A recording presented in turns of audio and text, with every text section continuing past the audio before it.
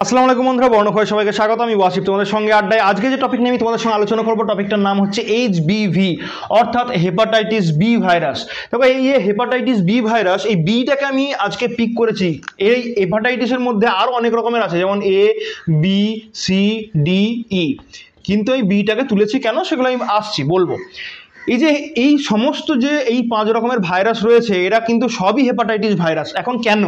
তারপর hepatitis virus কি করে? এই ভাইরাসটা, হেপাটাইটিস এই শব্দটা আসছে কোথা থেকে? হেপাটোসাইটিক সেল, অর্থাৎ এরা লিভার সেলকে যে অ্যাটাক করে। তাহলে এরা আক্রমণ কোথায় করে? এরা আক্রমণ করে লিভারকে। তাহলে যকৃৎকে এরা আক্রমণ করে, এই জন্যই এরা সব হেপাটাইটিস ভাইরাস।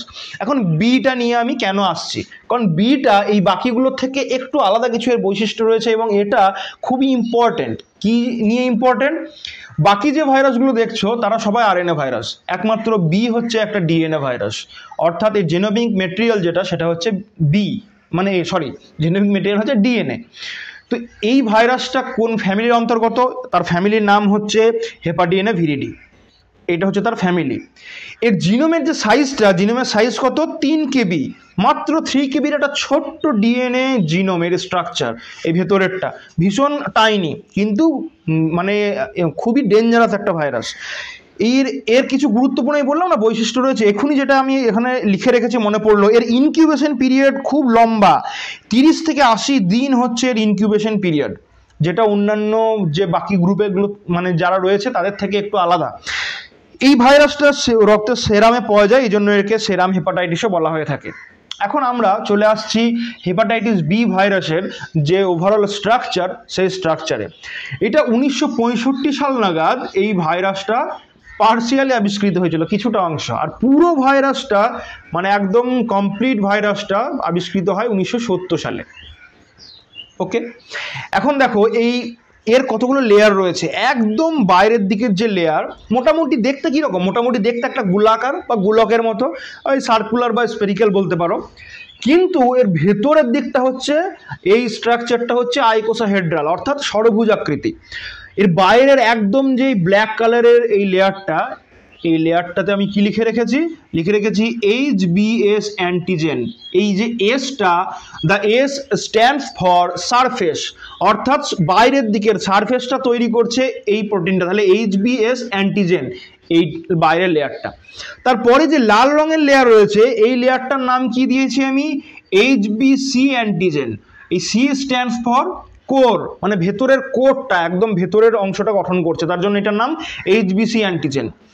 এই দুটোর মাঝে দেখো, এই যে আমি কিছু ক্রস দিয়েছি ব্লু কালারের, এটার নাম হচ্ছে HBE antigen. E stands for envelope. Clear? এবার যে নিউক্লিয় ক্যাপসিডটা রয়েছে, এই ক্যাপসিডটা, এর মধ্যে এই যে ষড়ভুজাকৃতির একটা মাথা, তার ভেতরে কি আছে? তার ভেতরে ডিএনএটা রয়েছে। যে ডিএনএটা একটা ডবল স্ট্র্যান্ডেড ডিএনএ হয়েও ডবল স্ট্র্যান্ডেড নয়। মানে ডবল স্ট্র্যান্ডেড মানে কি? মানে দুটো থাকবে complementary, 5 prime to 3 prime, 3 prime to 5 prime. মানে এবারে এখানে যে জিনিসটা হচ্ছে, দেখো এই যে লাল রঙের একটা স্ট্র্যান্ড রয়েছে আর একটা ব্ল্যাক কালারের স্ট্র্যান্ড রয়েছে, এরা একে অপরের সঙ্গে জুড়ে আছে। কিন্তু একটা মজার জিনিস লক্ষ্য করো, যে এখানে আসার পর বাকিটা লাল এঁকেছি আমি, বাকিটার কালো নেই। তার মানে এ পুরোপুরি ডাবল স্ট্যান্ডার্ড নয়, this is partially double standard. তার মানে আংশিকভাবে কি ডবল স্ট্যান্ডার্ড, তার জন্য এইটাকে আমরা লিখেছি পার্সিয়ালি ডাবল স্ট্যান্ডার্ড ডিএনএ। এটা হচ্ছে জেনোমিক মেটেরিয়াল। এর সাইজ কত? এর সাইজ হচ্ছে মাত্র 3 কেবি। ওকে, আর এই যে পুরো গোলাকার যে পুরো ইয়েটা, মানে এই যে HBV ভাইরাসটা, এই যে হেপাটাইটিস বি ভাইরাসটা, এই পুরো ভাইরাসটা ডায়ামিটার কত? পুরো ভাইরাসটার ডায়ামিটার হচ্ছে 42 ন্যানোমিটার। আবার দেখো লিখেছি আমি 27 ন্যানোমিটার। এইটা কোনটা?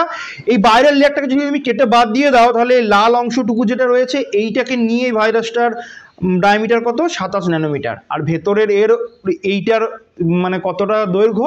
3 কেবি অনলি। এইবারে এই ভাইরাসটার একটা মজার ব্যাপার আছে। মজার ব্যাপার মানে এর পলিমারেজ রয়েছে। এই পলিমারেজটা কোথায় রয়েছে? এই জায়গাতে। তাহলে ডিএনএ পলিমারেজ এর রয়েছে। এবার এটা কিন্তু রেট্রোভাইরাস নয়, কিন্তু এ রেট্রোভাইরাসের মতো আচরণ করে। কেন?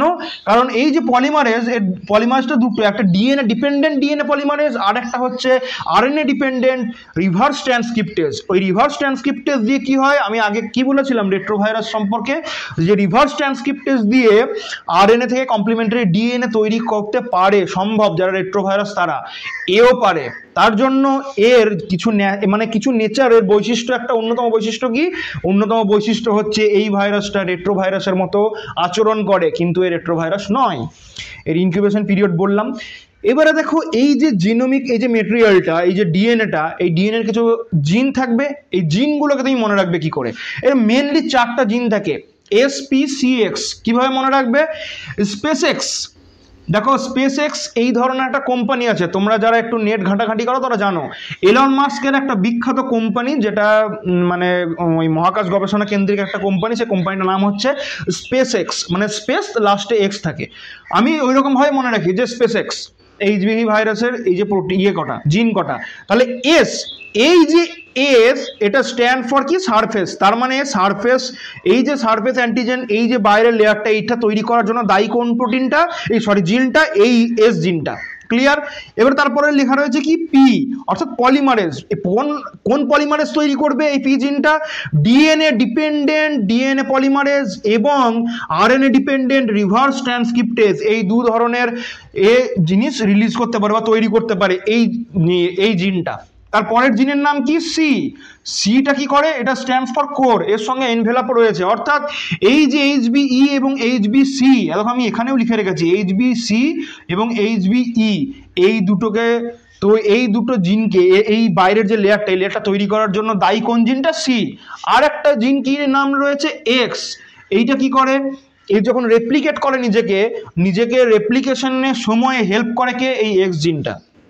তাহলে এটা হচ্ছে তোমার মোটামুটি 4টা জিনের গল্প, এর মধ্যে যে জিনগুলো থাকে। এখন তুমি জানবে কি করে যে তোমার হয়েছে কি না, তুমি HBV দ্বারা আক্রান্ত কি না, হেপাটাইটিস বি ভাইরাস পজিটিভ কিনা জানবে কি করে? আমরা ব্লাড টেস্ট করব। ব্লাড টেস্ট করলে যদি তোমার ব্লাডে HBS অর্থাৎ এই সারফেস প্রোটিন যদি থাকে, তার মানে the patient is infected, that means he or she is HBV plus, say infected plus. এবারে যদি তার এর মধ্যে, ব্লাডের মধ্যে HBE প্রচুর পরিমাণে পাওয়া যায়, তার মানে কি, HBE হচ্ছে এনভেলাপের তৈরি করার জন্য যে প্রোটিনটা, এটা যদি প্রচুর পরিমাণে পাওয়া যায়, তার মানে হচ্ছে এই ভাইরাসটা র্যাপিড গ্রোথ করছে, মানে প্রচণ্ড তাড়াতাড়ি প্রলিফারেট করছে, নিজেকে বৃদ্ধি মানে পাচ্ছে, এর বংশবিস্তার হচ্ছে প্রচুর র্যাপিড। এবং মজার ব্যাপার হচ্ছে এই যে কোর প্রোটিনটার যে কথা আমি এখানে লিখেছি, HBC অ্যান্টিজেন, এইটা কিন্তু ব্লাড টেস্টে ধরা পড়ছে না, ওই জন্য আমি ক্রস দিয়েছি। ক্লিয়ার? তাহলে ব্লাড টেস্টে HBS থাকলে তুমি পজিটিভ বা আমি পজিটিভ, যদি HBE থাকে তার মানে হচ্ছে র্যাপিড গ্রোথ হচ্ছে, তোমার ইমিডিয়েট মানে মেডিসিনের দরকার এবং ডাক্তারের পরামর্শ নেওয়া অবশ্যই দরকার। এটা হচ্ছে ওভারঅল HBVর গল্প। এবার আরও কিছু গল্প আছে। কি গল্প আছে? আর দুটো জিনিস আমি লিখে রেখেছি, যে বিলিরুবিন একটা জিনিস।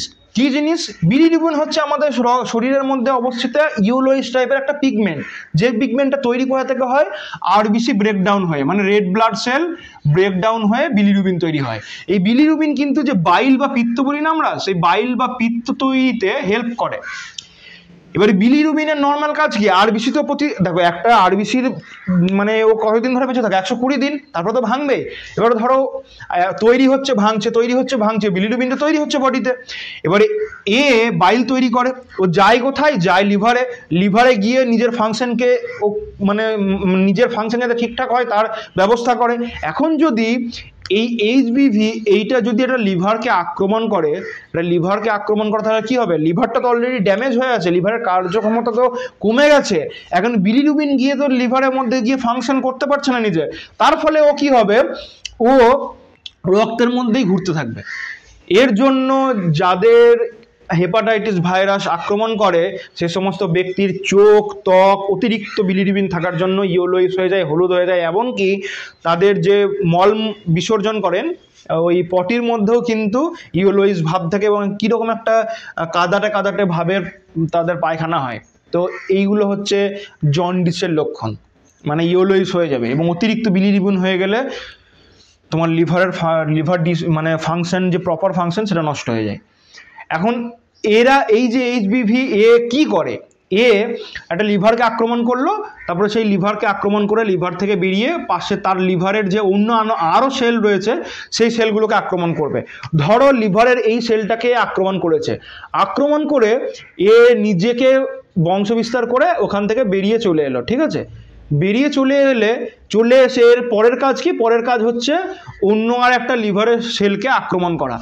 এখন এ পাশের সেলটাতে যেতে যেতে তো ট্রিগার্ড হয়ে গেছে বডির ইমিউন সিস্টেম ট্রিগার্ড হয়ে গেছে যে বাইরে থেকে কোনো একটা কিছু আমাদের শরীরে ঢুকেছে বা আক্রমণ করেছে, তাকে মারতে হবে, চলো সৈন্য তৈরি করো এবং ওখানে পাঠিয়ে দাও।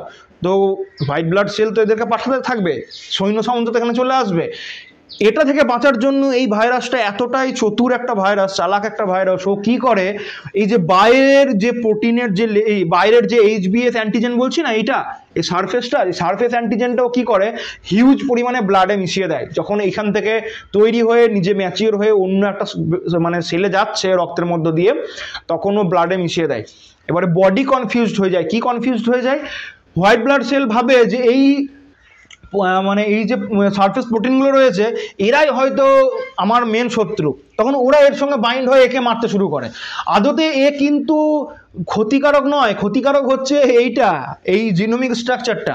ও কিন্তু নিজেকে বাঁচিয়ে রাখছে, এবং যখনই বডির ওই সেলগুলো একে আক্রমণ করছে তখন ও বাইপাস হয়ে অন্য সেলকে যে আক্রমণ করছে, বডি বুঝতে পারছে না, ধোঁকা কিন্তু বডিকে দেয়। যাই হোক, আমাদের বডির ইমিউন সিস্টেমও খুব তাগড়া, স্ট্রং, সে ছেড়ে কথা বলবে না, সেও ঠিক একে মানে ধরে ফেলে, অবশেষে এর মৃত্যু হয়।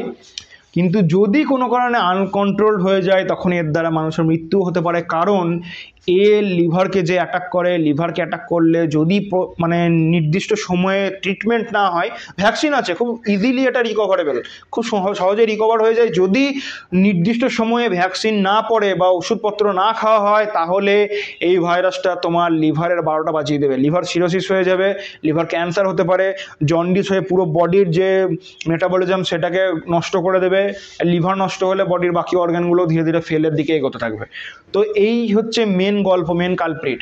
তাহলে এ কতটা চালাক দেখো, নিজে এরকম ধরনের প্রোটিন ছেড়ে ও নিজেকে লুকিয়ে অন্য জায়গায় চলে যাচ্ছে, এইসব কাজকর্ম করছে এরা আমাদের বডির মধ্যে। তার জন্য আমাদেরকে ঠিকঠাক খাওয়া দাওয়া, proper diet chart maintain, proper lifestyle maintain করলে এই সব থেকে আমাদের অনেকটা বাঁচা যায়। এগুলো কিন্তু মানে আমাদের যে বডিলি ফ্লুইড যেগুলো, যেমন ব্লাড, সিমেন বা মায়ের দেহ থেকে প্রেগনেন্সির সময় মাতৃগর্ভ থেকে তার সন্তানের মধ্যে ইজিলি এগুলো ট্রান্সফার হয়ে যায়। অতএব একটু সাবধানতা অবলম্বন করলে খুব সহজে এটাকে রিকভার করা যায় বা এর থেকে বাঁচা যায়। তো বন্ধুরা, আজকে তোমরা জানলে যে এইচবিভি ভাইরাস সম্পর্কে এবং তার ওভারঅল স্ট্রাকচার, আর এটা কোনটা কীরকমভাবে কী কাজ করে, হ্যান ত্যান এভরিথিং। তো এই পর্যন্তই থাকলো, তোমরা জানিও তোমাদের কেমন লাগলো আজকে এ পর্যন্তই। তোমাদের সঙ্গে দেখা হচ্ছে পরবর্তীকালে খুব তাড়াতাড়ি একটা নতুন ভিডিও নিয়ে। ভালো থেকো সবাই, আজকে এ পর্যন্তই, খোদা হাফিজ।